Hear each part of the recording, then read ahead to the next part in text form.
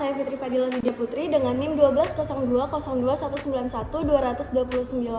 Pada kali ini saya akan menjelaskan mengenai pemikiran ekonomi Abu Yusuf.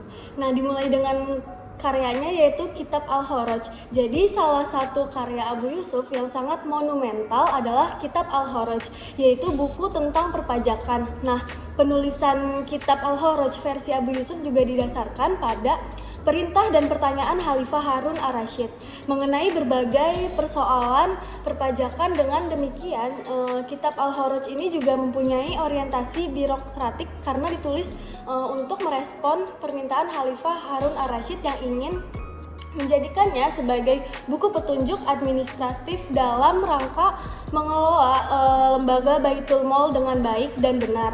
Jadi sehingga negara itu dapat hidup makmur dan rakyat juga tidak terzolimi.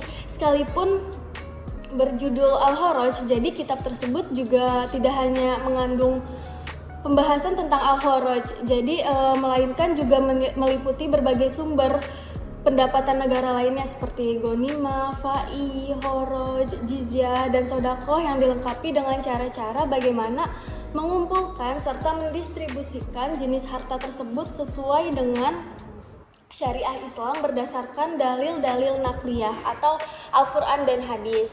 Nah, jadi metode penulisan dengan mengombinasikan dalil-dalil nakliyah dengan dalil-dalil akliyah ini juga menjadi pembeda antara Kitab Al-Kharaj karya Abu Yusuf dengan kitab-kitab Al-Kharaj yang muncul pada periode berikutnya, terutama pada kitab Al-Kharaj tersebut. Nah, selanjutnya pemikiran ekonomi. Jadi landasan pemikirannya itu juga mewujudkan al-maslahah al-ammah. Nah, atau kemaslahatan umum. Jadi pendekatan ini juga membuat berbagai gagasannya itu lebih relevan. Lalu ada teori perpajakan menurut Abu Yusuf. Jadi kesanggupan membayar, pemberian waktu yang longgar bagi pembayar pajak, dan sentralisasi pembuatan keputusan dalam administrasi pajak.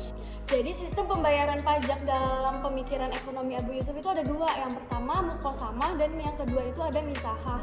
Nah, yang untuk muqasamah itu yaitu pembayaran dengan mengambil bagian dari hasil pertanian dari para penggarap.